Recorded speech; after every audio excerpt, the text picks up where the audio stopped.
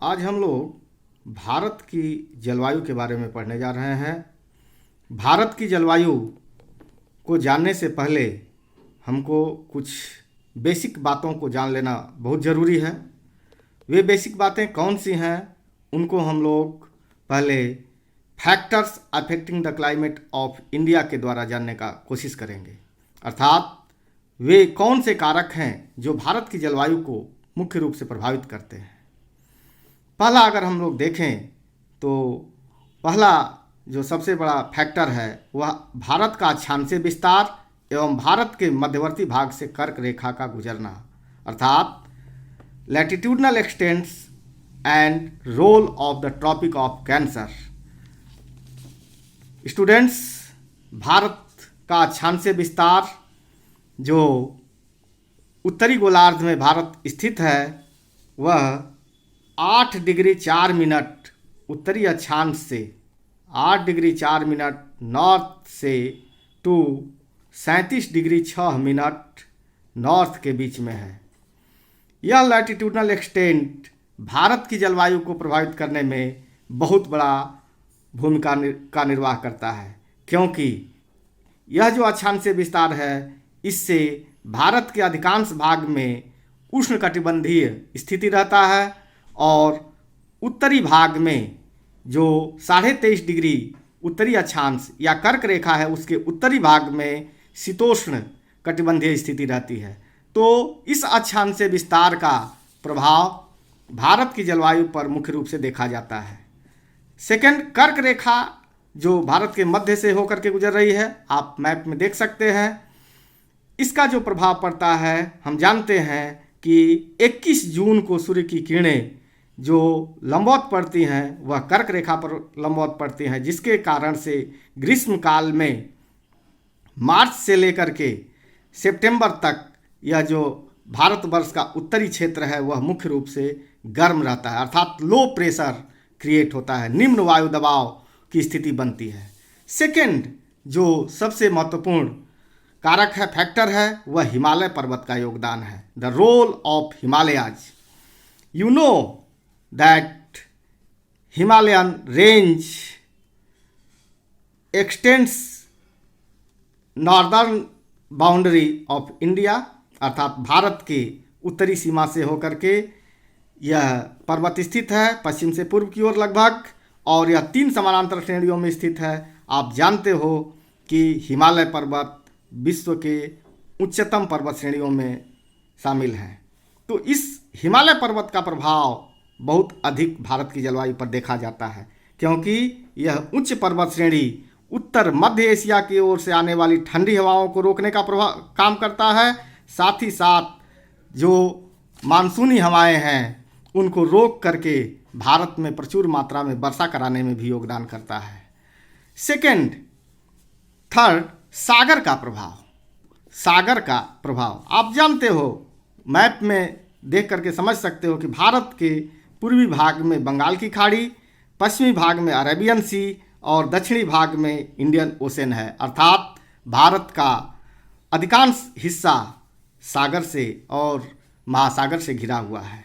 इस water bodies का प्रभाव बहुत अधिक भारत की जलवायु पर देखा जाता है। खास करके ये जो सीमावर्ती जो क्षेत्र हैं इन पर सागर का समकारी प्रभाव देखा जाता है। Equal type of climatic condition in क्षेत्रों में देखा जाता है, क्योंकि आप जानते हो कि पानी न तो जल्दी गर्म होता है न ही जल्दी ठंडा होता है। इसीलिए इन क्षेत्रों में जो ग्रीष्मकाल और शीतकाल का तापमान होता है वह लगभग एक समान बना रहता है, अर्थात दैनिक तापमान का जो अंतर होता है वह ज़्यादा नहीं होता है। इसी प्रकार से वार्षिक तापांतर भी अधिक नहीं देखा जाता है। किंतु जो सागर से दूर क्षेत्र हैं, जैसे अगर हम दिल्ली की बात करें तो यहाँ पर सागर का प्रभाव कम होता जाता है। फलस्वरूप यहाँ इन क्षेत्रों में एक्सट्रीम क्लाइमेटिक कंडीशन देखा जाता है, अर्थात ग्रीष्मकाल में बहुत अधिक तापमान और शीतकाल में बहुत कम तापमान। इसी प्रकार से नेक्स्ट जो हमारा फैक्टर है वह है मानसूनी हवाओं का प्रभाव। निश्चित रूप से भारत की जलवायु पर 2 महत्वपूर्ण मानसूनी हवाओं का प्रभाव पड़ता है। एक दक्षिणी पश्चिमी मानसूनी हवाएं जो यहाँ से आती हैं और दूसरी उत्तरी पूर्वी मानसूनी हवाएं जो इस प्रकार से आती हैं। तो इन हवाओं का प्रभाव भी भारत की जलवायु पर महत्वपूर्ण रूप से पड़ता है, क्योंकि दक्षिणी पश्चिमी मानसूनी हवाओं से ही तो भारत में 90% वर्षा देखी जाती है। साथ ही साथ उत्तरी पूर्वी मानसूनी हवाओं से भारत के कुछ निश्चित क्षेत्रों में ही वर्षा प्राप्त होती है। थर्ड, नेक्स्ट, अन्य ऊंचावचों का प्रभाव। भारत में केवल हिमालय ही एक ऊंचा पर्वत नहीं है, इसके अतिरिक्त भी बहुत सारे ऊंचे पर्वत श्रेणियां हैं, जिसमें पश्चिमी घाट पर्वतमाला जो अरेबियन सी के किनारे स्थित है, यह भी भारत की जलवायु को नियंत्रित करने में महत्वपूर्ण भूमिका निभाता है। इसी प्रकार से पश्चिमी पूर्वी घाट पर्वतमाला जो बंगाल की खाड़ी के तट पर स्थित है, साथ ही साथ अरावली रेंज जो राजस्थान, पंजाब इत्यादि राज्यों के जलवायु को प्रभावित करने में काम आता है। इसी प्रकार से सेंट्रल हाईलैंड जो सतपुड़ा, विंध्य इत्यादि जो रेंज हैं, यह भी ये रेंजेस भी भारत की जलवायु को प्रभावित करने में महत्वपूर्ण भूमिका निभाते हैं। इसके अतिरिक्त ऊपरी हवा का संचार या जेट पवने, बंधुओं, हमारे ऊपरी वायुमंडल में खास करके उच्च वायुदाब 35 डिग्री से 40 डिग्री अक्षांशों के बीच में एक ऊपरी हवा तीव्र गति से जो प्रवाहित होती है, उसे जेट स्ट्रीम कहते हैं। वह हवा भारत की जलवायु को प्रभावित करने में महत्वपूर्ण भूमिका निभाती है। यह हवा हिमालय की उच्च पर्वत चोटियों से टकरा करके दो भागों में बंट जाता है, पछुआ जेट एंड पूर्वी जेट। पछुआ जेट भारत की जलवायु में महत्वपूर्ण भूमिका निभाता है, क्योंकि इसके द्वारा पश्चिमी विक्षोभ की उत्पत्ति होती है और पूर्वी जेट भारत की मानसून को सक्रिय करने में महत्वपूर्ण भूमिका निभाता है, अर्थात दक्षिणी पश्चिमी मानसून को सक्रिय करने में महत्वपूर्ण भूमिका निभाता है। इसके अतिरिक्त जो एक महत्वपूर्ण फैक्टर है वह है एल नीनो का प्रभाव। एल नीनो क्या है? एल नीनो गर्म सागरीय धारा है। यह इस गर्म सागरीय धारा के प्रभाव से भारत के दक्षिणी भाग में जो इंडियन ओशन है, वहाँ का टेम्परेचर अपेक्षाकृत कम रहता है, जिससे निम्न वायु दबाव की स्थिति नहीं बन पाती है। और जिस साल यह एल नीनो सक्रिय हो जाता है, उस वर्ष भारत में मानसूनी वर्षा कम होता है, अर्थात मानसूनी वर्षा का प्रभाव कम देखा जाता है, जिसके चलते भारत में सूखे की स्थिति होती है। तो हम समझते हैं कि आप इन भारत की जलवायु को प्रभावित करने वाले कारकों के बारे में स्पष्ट रूप से जान गए हैं। अब आइए नेक्स्ट हम लोग इस भारत की जलवायु को विभिन्न MCQ क्वेश्चंस के द्वारा देखने का प्रयास करेंगे। तो फर्स्ट हमारा क्वेश्चन है, सामान्यतः संपूर्ण भारत की जलवायु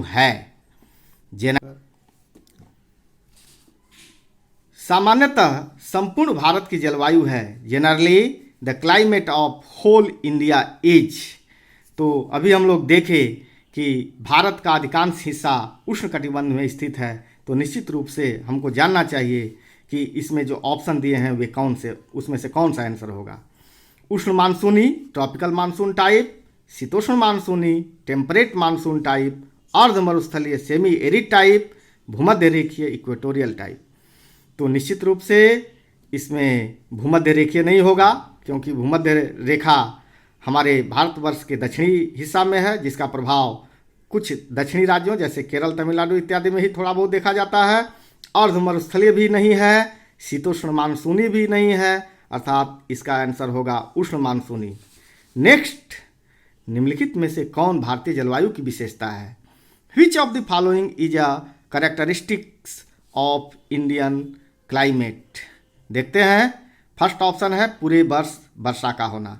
क्या आप जिस राज्य से भी बिलोंग करते हो देखे हैं भारतवर्ष में पूरे वर्ष वर्षा होती है? नहीं होती है।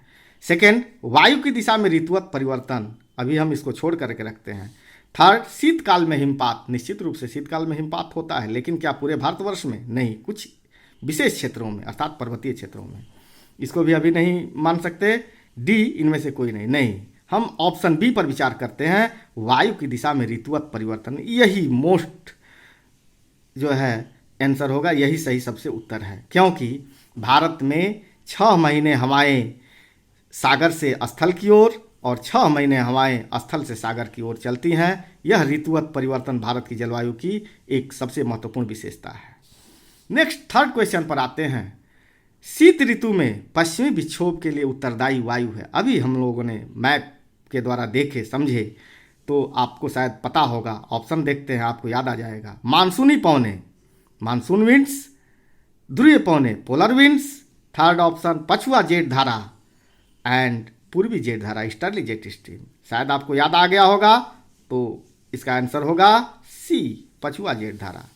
नेक्स्ट, फोर्थ क्वेश्चन पर आते हैं।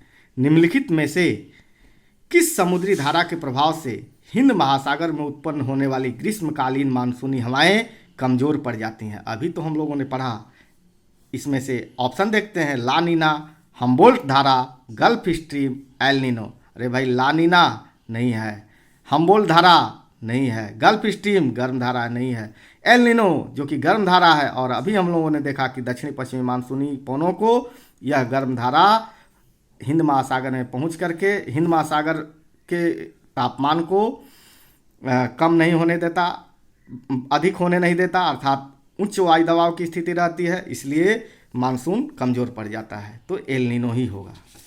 नेक्स्ट,